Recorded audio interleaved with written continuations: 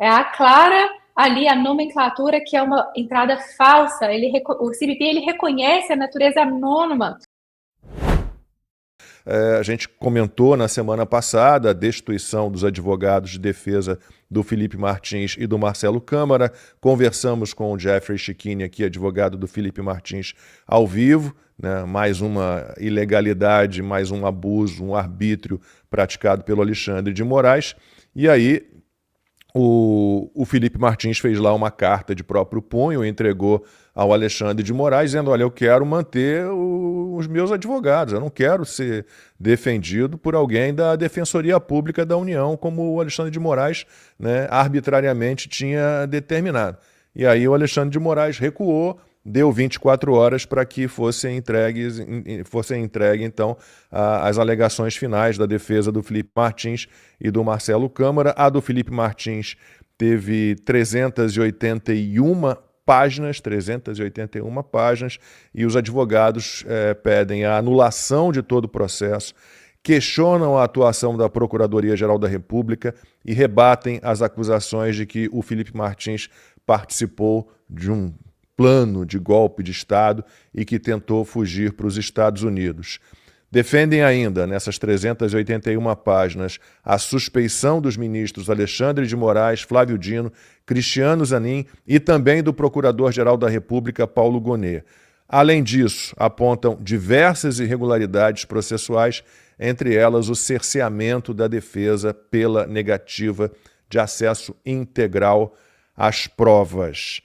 Rapidinho, antes de tratar do que o Max trouxe aqui, que é muito importante, que é esse comunicado oficial dessa, vamos traduzir assim, diga, isso, CBP, né? da Agência Federal Americana para a Proteção das Fronteiras do país. Tem uma coluna hoje no UOL do jurista Walter Maierovitch, e ele chama de escorregão, de atropelo, de derrapada a decisão do Alexandre de Moraes, depois revogada, né, por ele mesmo, de destituir os advogados do Felipe Martins e do Marcelo Câmara.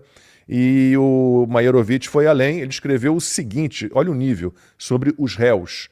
Ao decidir com o fígado e contra a garantia da ampla defesa, Moraes destituiu os defensores técnicos constituídos por dois notórios golpistas da praga bolsonarista que ainda infesta o país, Felipe Martins e Marcelo Costa Câmara. E aí, ainda que o Walter Maierovitch, jurista, reconheça no texto, em meio a eufemismos, que o Alexandre de Moraes atentou contra princípio constitucional, cometeu um erro judiciário e que o ministro costuma agir contra a justiça e a Constituição, o Walter Maierovitch, jurista, não cobrou nenhum tipo de punição ao Alexandre de Moraes. E aí, sobre a questão do CBP, o governo dos Estados Unidos confirmou, na sexta-feira, no fim da tarde, que o Felipe Martins não entrou aqui nos Estados Unidos em 30 de dezembro de 2022, comunicado então divulgado na sexta-feira, vamos traduzir assim, pela Agência Federal de Proteção às Fronteiras Americanas, e a conclusão contradiz acusações usadas pelo Alexandre de Moraes para sustentar aquela ilegal prisão preventiva do Felipe Martins, que ficou inclusive 10 dias numa solitária, sem ver a luz do sol. E o documento, acho que é isso que é o mais importante, Max, o documento citou nominalmente o ministro do STF. Vamos lá. Diz o seguinte: esta constatação de que o Felipe Martins não entrou nos Estados Unidos em 30 de dezembro de 2022 contradiz diretamente as alegações do ministro Alexandre de Moraes do Supremo Tribunal Federal, recentemente sancionado pelos Estados Unidos por violações de direitos humanos contra o povo brasileiro. Reconhecemos que o ministro de Moraes citou um registro incorreto para justificar a prisão de meses do senhor Martins. A inclusão deste registro incorreto nos sistemas oficiais da CBP continua sob investigação e a CBP tomará as medidas cabíveis para evitar futuras discrepâncias. A CBP condena veementemente qualquer uso indevido desta entrada falsa para fundamentar a condenação ou prisão do senhor Martins ou de qualquer pessoa. Reafirmamos nossa dedicação em manter a integridade de nossos registros de fronteira e em apoiar os princípios de justiça e direitos humanos. E vou passar a palavra já, só porque a gente teve mais uma pancada, o Jason Miller, que é um dos conselheiros do presidente dos Estados Unidos, Donald Trump. Ele renovou as críticas ao Alexandre de Moraes, ele que já foi perseguido, foi ele que ficou barrado lá no aeroporto de Brasília, né, quando ele era o CEO ali, o cara que comandava o Getter, ele estava no Brasil, quando foi voltar aos Estados Unidos, ficou um tempão ali detido no aeroporto de Brasília, sendo interrogado por agentes da Polícia Federal que não falavam inglês. Ele escreveu o seguinte nas redes sociais, o Jason Miller: Alexandre de Moraes pertence à prisão. O que ele está fazendo com o presidente Bolsonaro é repugnante e o que ele fez com Felipe Martins é condenável. Não vou desistir até que o careca esteja atrás das grades e receba tudo o que merece. Essa publicação do Jason Miller foi uma resposta a uma outra publicação feita no X de um vídeo do Eduardo Bolsonaro. O Eduardo Bolsonaro falando especificamente do caso do Felipe Martins e colocou também a mensagem lá por escrito, o Eduardo Bolsonaro. Felipe Martins preso por uma viagem que não fez e agora acusado de uma reunião de que não participou. Solte Felipe Martins, Alexandre de Moraes. Max, depois eu trago o caso da Flávia. Ana Bárbara está aqui já? Então vamos conversar com a Ana Bárbara e depois a gente fala do caso da Flávia Magalhães, porque o caso do Felipe Martins não é o único. A gente conversa agora então com a advogada Ana Bárbara Schaffert, que é advogada do Felipe Martins aqui nos Estados Unidos. Ana, obrigado pela participação mais uma vez. Bom, um passo muito importante a CBP ter feito esse comunicado na sexta-feira. O que a gente pode esperar? Assim, eu estou dizendo desde ontem no 4x4 que a batata do Alexandre de Moraes está assando. A gente não sabe a que temperatura ainda, mas imagino que seja uma temperatura alta já. Obrigado pela participação. Obrigada, Lacombe. Obrigada, Max. Obrigada, Alan. Muito bom estar aqui com vocês novamente. Mas vamos lá. Essa declaração de sexta-feira, ela tem uma relevância enorme. Questão factual não nos trouxe nada de novo, já sabíamos que esses registros eles são falsos já há muito tempo, estamos provando isso de forma aí, abundante, não nos falta evidências com relação a isso. Mas por que isso é extremamente relevante? Na minha última participação na Timeline, eu compartilhei com vocês que nós temos uma ação judicial nos Estados Unidos correndo para que a gente tenha acesso aos registros integrais dos logs dessas entradas e saídas que foram registradas ali do Felipe, ou seja, para que a gente chegue nos responsáveis e que esses responsáveis, então, sejam informados ali nos autos do processo. E até o momento, o que o governo americano estava questionando conosco? Que para que eles revelem nomes de pessoas, deveria haver um equilíbrio do interesse público versus o interesse privado de manter a privacidade das pessoas. E que até aquele momento, na verdade não disse exatamente isso, mas afirmou categoricamente o seguinte: não há interesse público evidente. Eles informaram exatamente isso. Então nós estávamos prontos para rebater isso com base nas evidências que tínhamos até então. Por exemplo, o fato do caso Felipe Martins estar no editorial do Wall Street Journal, o fato do caso Felipe Martins ter sido trazido 2 vezes pelo Wall Street Journal em outros artigos também jornalísticos, a relevância a nível nacional para os Estados Unidos. Nós estamos falando de uma questão de segurança nacional do país, porque o CBP ele é responsável pelo registro de aproximadamente 400 milhões de viajantes todos os anos no país. E a fragilidade desses registros, dessa forma, isso tem que ser investigado, essa fragilidade.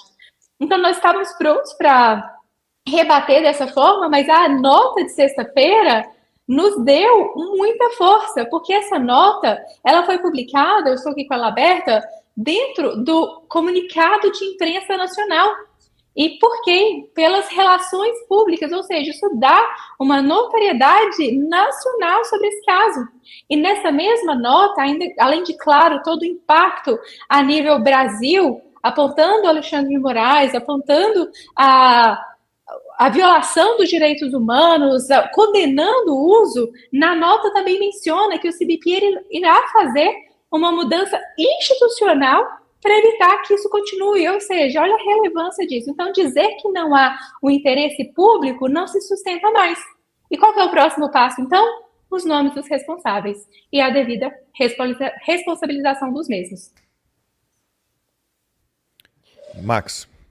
Bom dia, Ana Bárbara, seja bem-vinda aqui novamente, prazer estar falando com você. Olha, eu fiquei impressionado com a nota, porque você tinha já comentado, já tinha trazido essas informações para a gente, que agora essa era a luta, né? Era tentar mostrar a relevância, a gravidade do assunto, e o tom da nota me chamou muito a atenção, o tom da nota do CBP botando como algo grave, como algo que precisa ser investigado para entender o que aconteceu, por que houve esse registro falso da entrada do Felipe Martins. Na verdade, a gente viu jornalistas tentando até diminuir esse fato, Ana, e eu gostaria que você explicasse com mais detalhes para a nossa audiência, até para a nossa audiência poder contar para as pessoas o que aconteceu, porque tem muita gente dizendo assim, né, jornalistas da velha mídia, mas a nota não deixa claro se foi uma fraude, pode ter sido só um erro, né? Só que se a gente pegar toda a história do ocorrido, como que, desde o primeiro momento ali, quando vocês pediram, né, a informação, e se eu não me engano, eu quero ouvir essa explicação sua novamente, né? A primeira informação foi que não havia viagem dele, não havia registro dele, e aí de repente aparece um registro, o registro muda, registro sai, registro volta de novo. Se você puder fazer essa linha do tempo para as pessoas entenderem que essa coisa do erro, né, de uma informação errada ali no momento da viagem, não faz o menor sentido essa hipótese, né? Excelente, Max. Muito obrigada pela sua pergunta. Estamos, sim, cientes de uma tentativa de minimizar a importância dessa nota e do caso do Felipe Martins, dizendo que foi apenas um erro procedimental. Agora, em nenhum momento isso foi trazido pelo CBP. Muito pelo contrário. É a clara ali a nomenclatura que é uma entrada falsa. O CBP ele reconhece a natureza anônima dessa entrada nos Estados Unidos. Agora, vocês são da empresa, vocês vão entender muito bem. Quando uma pessoa, assim como você refere a alguém que cometeu um crime como um suspeito, até que haja uma sentença condenatória, aqui é a mesma coisa. Nós temos uma investigação em curso. Então, até que se conclua a investigação, eles não irão dizer fraude, mas tudo aponta para uma fraude. E até indo um pouco adiante nesse assunto, o que eles estão alegando para tentar minimizar o que aconteceu com o Felipe Martins aqui nos Estados Unidos? Eles estão alegando que esse registro foi criado com base numa lista de passageiros que foi erroneamente enviada pelo governo Bolsonaro, que chama Advanced Passenger Information, que é mandado antes do voo para o governo, para os Estados Unidos, para informar daquele voo, e que então isso teria surgido esse registro. Mas aqui eu explico para vocês tecnicamente o porquê que isso é impossível. Por quê? Ainda que você sim tenha essa lista de passageiros que é enviado no momento do voo, antes do voo, essa lista ela não gera o I-94, que é o documento que mostra a entrada de uma pessoa nos Estados Unidos. O que gera o I-94? É a apresentação do passaporte. Quando a gente está falando de um viajante comum, a apresentação do passaporte, retirada de digitais e fotos. O Felipe, como ele supostamente teria vindo num voo diplomático, ele tem algumas facilidades nessa entrada nos Estados Unidos, que não tem fotos e nem digitais. É um procedimento conhecido como Port of Courtesy, ou seja, cortesia de porto para voos diplomáticos. Mas a checagem do passaporte, essa é obrigatória. Essa não tem como eles passarem. Como, então, um passaporte cancelado quase 2 anos da viagem teria gerado esse registro? E mais, com visto que ele não tinha no momento da viagem.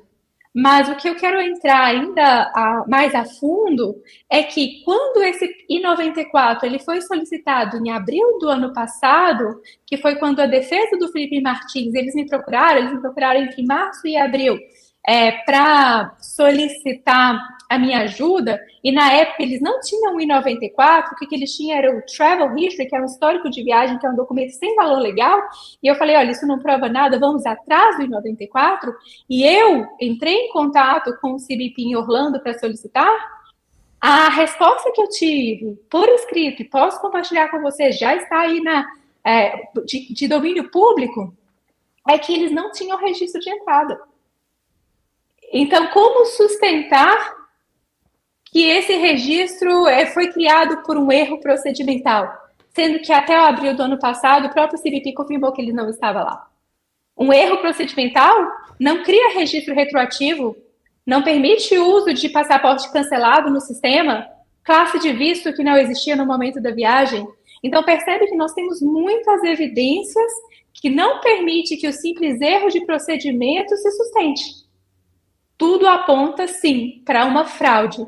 Um documento fabricado no governo Biden para ir atrás de Felipe Martins e, finalmente, ali no Bolsonaro, infelizmente, uma perseguição política. Ana, muito obrigado por estar aqui falando conosco sobre esse tema tão delicado. A gente realmente precisava de alguém especialista no assunto, porque eu, por exemplo, tenho algumas perguntas que, se você considerar estrategicamente não responder, fique tranquila, porque realmente eu tenho alguns questionamentos bem complicados. Eu sou jornalista, estou aqui ao lado de 2 jornalistas, inclusive um com uma vasta experiência. Nenhum jornalista consegue pegar um print de um documento sem antes estar em contato com alguém que pode me dizer que naquele momento o documento está disponível. Então, minha primeira pergunta é: quando que ficou disponível o documento que o Guilherme Amado teve acesso? Porque ele não ficou disponível todo o tempo, certo? Perfeito. Bom, a prisão do Felipe Martins, ela foi decretada com base em duas questões. Foi a reportagem do Felipe Armado e o Word Document. Esse documento do Travel History, ele só surge no processo em março do ano passado, que foi depois da PGR se pronunciar favorável à soltura do Felipe, ou seja, a gente tem as duas partes do processo, né? Tanto a defesa quanto a acusação pronunciando-se favorável à soltura do Felipe, mas em vez de soltá-lo, o Alexandre de Moraes pede novas diligências. Foi nesse momento que nós conseguimos, então, saber que aquele documento ele ficou disponibilizado. Então nós temos uma janela aqui na linha do tempo, que já identificou a partir de quando a fraude documental ficou disponível e a partir de quando essa fraude foi retirada, certo? Nós temos uma janela de datas aí bem precisas? Não digo tão precisas, porque é o seguinte, a gente foi tendo acesso aos documentos na medida que nós não sabemos ainda da exata data de criação, porque parte dos logs que foram disponibilizados tem também essa parte que está tarjada em preto. Então, a gente não tem exatamente a data. Eu não consigo dizer, olha, foi neste dia que foi incluso essa informação. Mas o governo americano, desculpe interrompê-la, mas o governo americano, então, sabe quando que foi inserido aquele documento falso e quando ele foi retirado? Com certeza. Eles têm a informação. E sabe quem fez? O governo americano sabe quem fez isso? Sim. Daí vem a próxima pergunta. Porque como o jornalista, para ele poder noticiar algo tão grave e dizer, não, eu tenho a prova, e essa prova não é prova, ela é um documento falso, alguém entrou em contato com o Guilherme Amado. E essa pessoa, então, as autoridades do governo americano já sabem quem é. Nós sabemos quem entrou, nós sabemos não, o governo americano sabe quem entrou. Agora, essa parte de que houve um contato desta pessoa com o Guilherme Amado, como isso se deu, isso aí ele vai além do que hoje eu consigo provar. Eu não sei, mas eu tô pensando aqui. Então, o governo americano sabe quem foi a pessoa que fraudou. Aí a minha especulação aqui agora. Então o governo americano sabe quem é a pessoa e aí essa pessoa será responsabilizada. As penas, pelo que eu e o Max vimos aqui, e você pode nos corrigir, é verdade que dependendo do grau do objeto aqui, né? Ou seja, da pessoa que está sendo sofrendo, no caso do Felipe Martins, levou a prisão 6 meses de prisão, né? Não, mas preventiva solitária, 10 dias de solitária. Exatamente. Então, dependendo da violação de direitos humanos que ocorreu ali, as penas podem chegar à prisão perpétua. É verdade isso? Não por um crime único, mas nós estamos falando de vários crimes, não é mesmo? Nós estamos falando de fraude, conspiração, enfim, uma série de crimes. Mas que sim, cumulados pode, na prática, gerar uma prisão perpétua. Ou seja, essa pessoa vai abrir a boca, hein? Desculpa, Ana, tô falando com o pessoal aqui, porque, ou seja, alguém vai abrir a boquinha para não pegar a prisão perpétua aqui, hein? Isso é muito grave. Mas o fato dessa pessoa entregar alguém no Brasil, digamos assim, aí a Ana, não sei se a Ana vai poder falar sobre isso, mas poderia significar algum tipo de benefício desse, né? Sim, essa aqui é a questão. Não sei. Assim, a gente entra aqui num ponto, Lacombe, que são possíveis desenrolares do processo. Eu tendo a ficar mais atenta ali aos autos, assim, aquilo que eu consigo sustentar nesse primeiro momento. Claro. E talvez não trazer tanto sobre o que pode acontecer, mas o que tem acontecido. Então, assim, poder acontecer pode, tem muitas consequências que poderiam ser, mas qual que é o mais iminente delas? A devida responsabilização dos envolvidos, uma devida e merecida compensação financeira para o Felipe Martins, que não paga o que ele sofreu, mas que iremos sim buscar para tentar minimizar todo esse transtorno na vida dele, que hoje estamos aí se aproximando a 2 anos de perseguição, de prisão. Então aqui, me permita, Ana, Max e Lacombe, só trazer um dado histórico. Tá? Não há registro na história diplomática entre Brasil e Estados Unidos de que as autoridades americanas tenham mencionado alguma autoridade brasileira. Né? Quando eu falo autoridade aqui, gente, eu não estou falando de artista, não. Estou falando de alguém que tem um cargo importante no Estado. Ou seja, um cargo de Estado. Não é cargo de governo, né? Não é uma pessoa que está no executivo. Estou falando um cargo de Estado, que no caso é o Alexandre de Moraes. Nominalmente foi mencionado Alexandre de Moraes. É a primeira vez na história entre Estados Unidos e Brasil, ou seja, desde que os Estados Unidos nasceu, 1776, até hoje, é a primeira vez que nós temos um documento dizendo que a alegação de uma autoridade brasileira Sim. sobre uma pessoa ter entrado aqui, ou seja, de uma fraude documental, ela é falsa. Veja que o documento dos Estados Unidos, a Ana pode me corrigir se eu estiver errado, ele não há suposições, ele é peremptório, ele é afirmativo, né? Sim, eles afirmam. Aqui a gente está com a nota aqui aberta, mencionando exatamente isso, que após a conclusão da revisão, foi determinado que o senhor Martins não entrou nos Estados Unidos. O CBP condena veementemente o uso indevido dessa entrada falsa para embasar a condenação ou prisão de Felipe Martins. Isso é que me impressionou mais.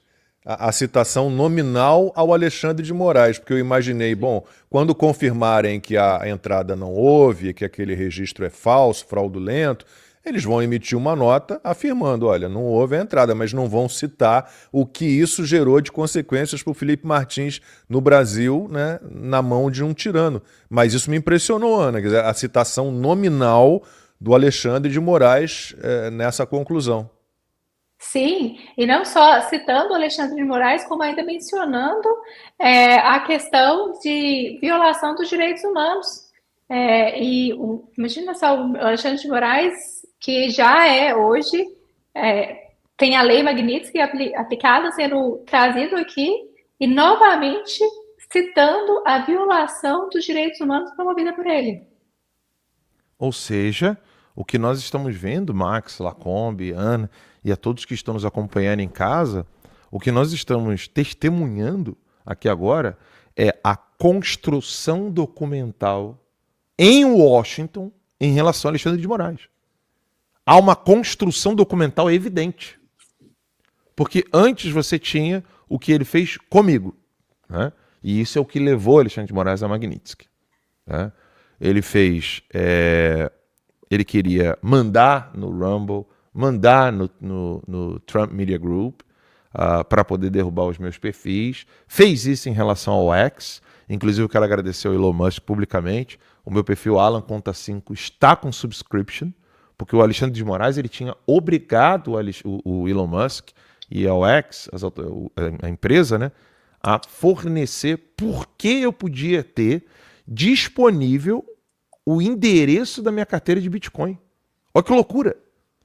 Ele ficou revoltado, tá? Para quem não lembra, aí, eu sei que é muita coisa que acontece comigo, então às vezes quem me segue não sabia disso.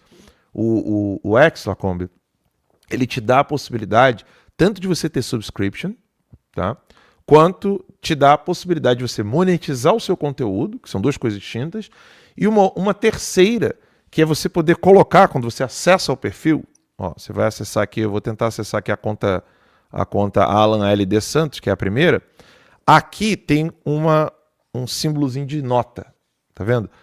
Quando você clica nela, é Welcome to Tips, e aí você tem a possibilidade de dar tips para a pessoa. Aí o meu tem Bitcoin Address e o Venmo. Tá? O Alexandre de Moraes queria saber por que eu tinha a possibilidade daquilo e onde aquilo ia parar.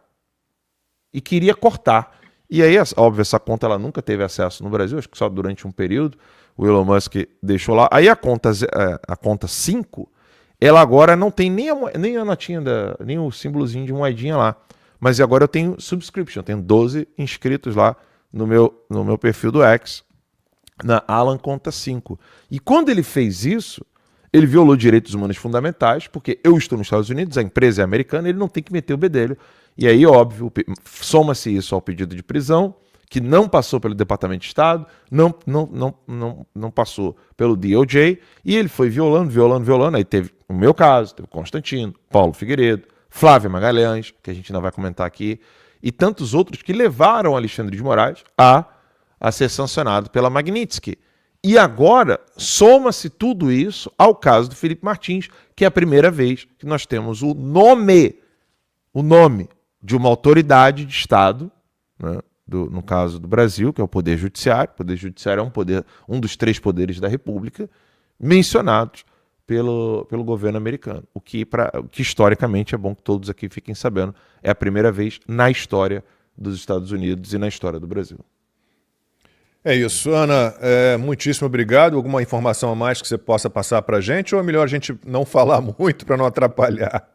Não, imagina. Na verdade, eu quero reconhecer aí o apoio da Timeline desde o início, corroborando para o caso do Felipe, e fazer um alerta para a nossa audiência, porque é o seguinte, lá atrás, são poucas pessoas que realmente estenderam a mão para trazer luz ao caso do Felipe.